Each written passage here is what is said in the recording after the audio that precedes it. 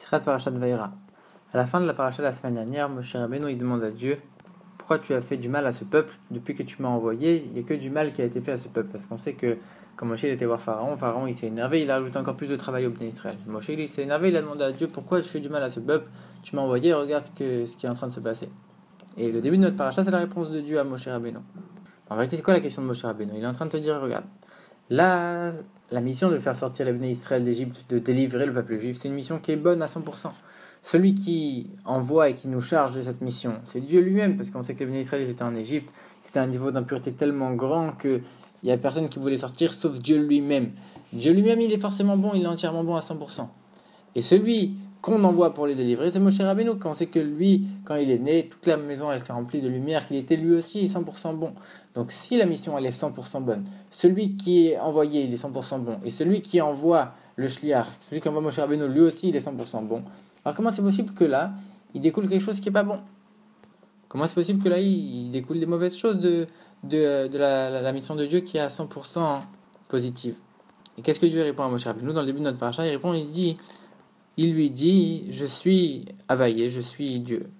Et je suis apparu à Abraham, Yitzhak et Yaakov, etc.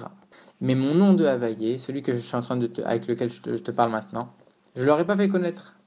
Et pourtant, j'accomplis mon alliance avec eux, etc. En gros, qu'est-ce qu'il est en train de répondre Dieu? Il est en train de dire à Moshe Rabbeinu, regarde, Abraham, Yitzhak et Yaakov, je leur ai même pas donné un aussi grand dévoilement qu'à toi. Et pourtant, eux, ils m'ont jamais posé de questions. Ils sont jamais, si on peut dire, rebellés contre moi. Alors ici, le Rabbi pose 3 questions. Dans ce cas-là, si tu veux dire que Abraham, Yitzhak et Yaakov, ils étaient mieux que Moshe, alors comment c'est possible que Moshe il a pu poser une question? On sait que Moshe, c'était le 7e qui a fait descendre la Shrina sur terre. Abraham, Yitzhak et Yaakov, Yosef, etc. jusqu'à Moshe. On sait que les 7e, ils sont toujours supérieurs. Et Moshe Rabbeinu, il était supérieur au patriarche. Comment c'est possible qu'il a pu faire quelque chose qui soit a priori pas bien? Deuxième question, si tu es en train de dire maintenant, tu es en train de vouloir montrer l'avantage des patriarches par rapport à Moshe, pourquoi tu dis Yaakov et tu dis pas Israël? Israël, c'est le nom de Yaakov qui est beaucoup plus élevé, qui montre qu'il est au-delà de toutes les limites. Deuxième question, le Rabbi dit que chaque histoire dans la Torah, c'est un enseignement pour nous. Donc si on voit qu'ici, on est en train de parler, de dire du mal, pas seulement d'un être vivant, parce qu'on sait que la Torah même d'un animal, elle s'empêche de dire du mal, comme on voit avec Noach. Elle dit du mal d'un juif, que ça c'est extraordinaire déjà. Et en plus que ça, elle dit du mal sur Moshe Rabbeinu, que c'est lui le plus haut de tous les juifs, de toute l'histoire. La créature la plus élevée, la plus raffinée, la plus parfaite qui a existé dans l'histoire. Alors forcément, c'est que la Torah veut nous donner un grand enseignement ici. Et c'est quoi l'enseignement? C'est que la Torah elle est en train de te dire, quand Dieu il fait des choses, ne pose pas de questions. Arrête de chercher les chemins de Dieu et il faut que tu aies une soumission à Dieu. A priori, il y a quelque chose qu'on ne comprend pas. Tu es en train de dire, il ne faut pas faire comme Moshe Rabbeinu, il faut faire comme les patriarches. Mais nous, on n'est ni les patriarches, ni Moshe Rabbeinu. Comment on peut dire à des gens simples comme nous, tu dois choisir entre soit le chemin de Moshe Rabbeinu, soit le chemin des patriarches? Et là, on te dit, attention, on ne fait pas comme Moshe Rabbeinu, ne pose pas de questions. Bah d'accord, mais moi, je suis au niveau de ni l'un ni l'autre. Alors pour comprendre, il faut savoir c'est quoi la différence entre Moshe et les patriarches. Moshe, c'est le niveau de Chorma, c'est le niveau de l'intellect et de la sagesse. Alors que les patriarches, ils représentent plus les émotions et les sentiments. Ça, c'est 2 grandes forces dans l'être humain. Comme on sait, Abraham Avinu, il faisait que du bien autour de lui, c'était chesed, l'amour, la bonté, etc. Yitzhak, c'était la rigueur, la sévérité, etc. Et Yaakov Avinu, il unissait les deux, c'était le tiferet, la splendeur, c'est-à-dire la miséricorde, il unit le chesed et la gvura, il unit la bonté et la sévérité. Même on voit qu'il a été éprouvé avec des choses de bien, avec la richesse, mais il a aussi été éprouvé avec des choses négatives, avec la mort de ses enfants, avec la guerre contre son frère, etc.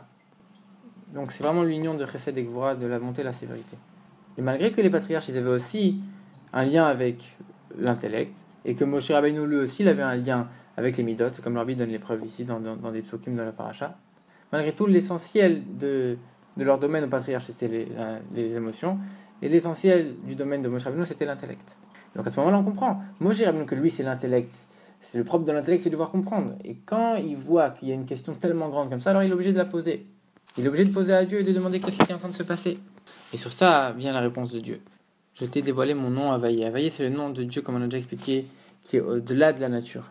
Le nom pour donner la Torah au peuple juif, que le nom de la Torah elle a commencé déjà avec la sortie d'Égypte. Ça, c'est le nom de Havaïe qui est au-delà de la nature.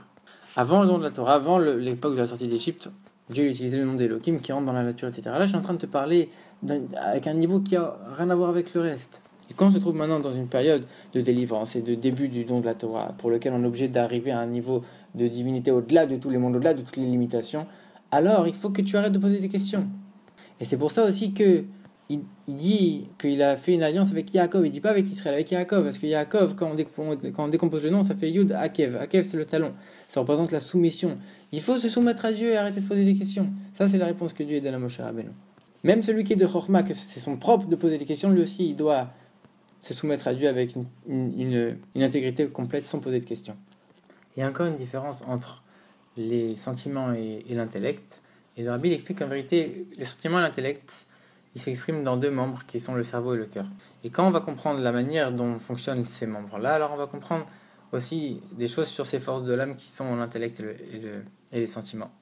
Le cœur, il fait tourner la vitalité, il fait tourner le sang dans tous les membres, en permanence. Et il fait tourner le sang dans tous les membres. Le cerveau, il est supérieur au cœur, il est plus haut que le cœur. Il fait descendre tous les nerfs dans le corps. Mais par où il passe? Il passe par le cou et ça rétrécit son influence. On voit que quand le cœur s'arrête de battre, alors la personne elle meurt, elle ne peut pas tenir. Alors que quand il y a un nerf qui est coupé, une racine nerveuse qui est coupée, la personne elle continue de vivre, c'est juste que le membre il n'aura pas de vitalité. Mais le cerveau il peut continuer de réfléchir. En réalité ça montre que les midotes, les gens qui sont plus dans les midotes, dans les sentiments, alors eux ils ont plus de rapport avec l'action et ils ont une action qui est plus concrète. Et ce qu'ils vont comprendre, ils vont le faire beaucoup plus automatiquement. Alors qu'il y a des gens qui sont dans l'étude, ils sont dans l'intellect, mais pas forcément que ce qu'ils vont comprendre, ils vont comprendre qu'il faut le faire, ils vont comprendre que c'est important, mais pas forcément qu'ils vont passer vraiment à l'action en fonction de ce qu'ils ont compris. On dit, le Rabbi cite l'histoire de Ben Azaï qui voulait pas se marier, il voulait que étudier la Torah. Il dit, je sais qu'il faut se marier, je sais que la Torah demande qu'on se marie, mais moi j'arrive pas, je suis que dans la Torah. Elle n'arrivait pas à faire descendre sa connaissance dans l'action concrète. C'est pour ça que la Torah dans la Mishnah, elle dit que tout celui qui dit qu'il a que la Torah, alors même la Torah il n'a pas.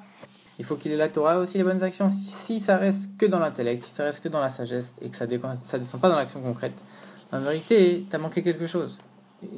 Il faut absolument lier les deux ensemble. Et c'est pour ça que Abraham, Yitzhak et Yaakov, ils sont appelés en hébreu Avot, les patriarches. Parce qu'en hébreu, Avot, ça veut dire quelque chose qui donne naissance à et qui engendre des choses. Donc comme ils étaient des midotes, ils relevaient des midotes, ils ont engendré beaucoup plus de choses, beaucoup plus d'actions concrètes dans deux domaines. Un, que eux, ils faisaient beaucoup plus de choses dans leur service personnel.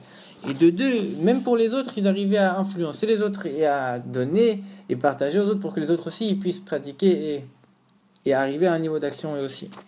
Ça, on va comprendre ce que Rachid il dit que quand il cite je suis apparu à Abraham et Yaakov, Rachid, comment il dit je suis apparu au patriarche? Bon, on sait bien que Abraham et Yaakov c'est patriarche. Hein. Rachid il vient rien nous préciser ici a priori. Rabbi dit que non, Rachid vient toujours nous dire quelque chose. Ici, il est en train de nous dire que regarde, même si chacun des patriarches il avait sa qualité propre, il ne faut pas oublier que c'est des avot, c'est-à-dire que c'est des choses, c'est des gens, c'est des tzadikim qui ont engendré des choses, ils ont engendré une action concrète, et que ce soit Abraham qu'on voit dans le passouk clairement qu'il a demandé aux autres de pratiquer. Mais il y a Yitzhak et Yaakov aussi, on voit qu'ils ont une action concrète, que ce soit envers eux-mêmes ou envers les autres. Et c'est ça que Dieu il demande à Moshe Rabbeinu finalement. Il est en train de lui dire, regarde, je sais que toi, tu viens de Sechel, tu viens de Chochma, toi tu es quelqu'un avec l'intellect. Mais pourtant je t'ai demandé justement à toi de descendre et d'aller dans l'action concrète, de descendre vers les midot, de descendre vers les autres et de partager, d'avoir une action concrète dans le monde.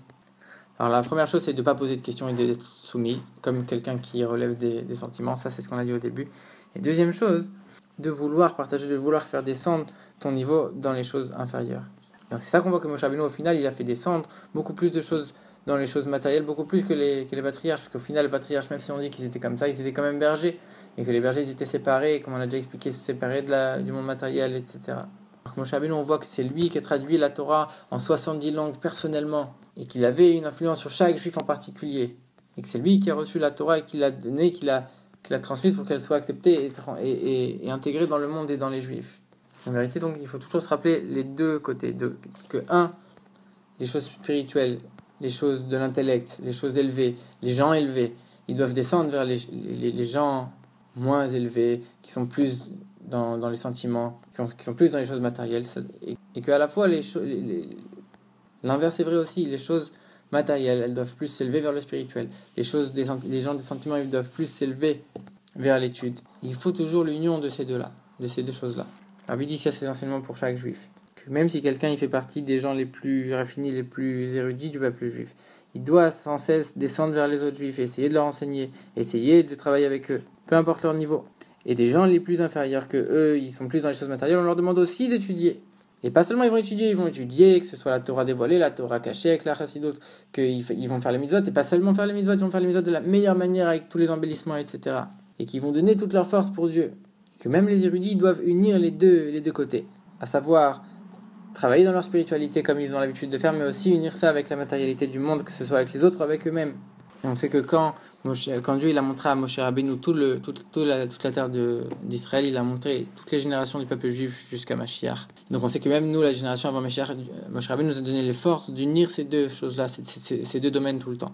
Et que par l'union de ces deux domaines, alors on méritera la venue de Mashiach, qui va nous sortir d'Égypte de toutes les limites, même aujourd'hui, avec des grands miracles pour nous amener sur la terre d'Israël.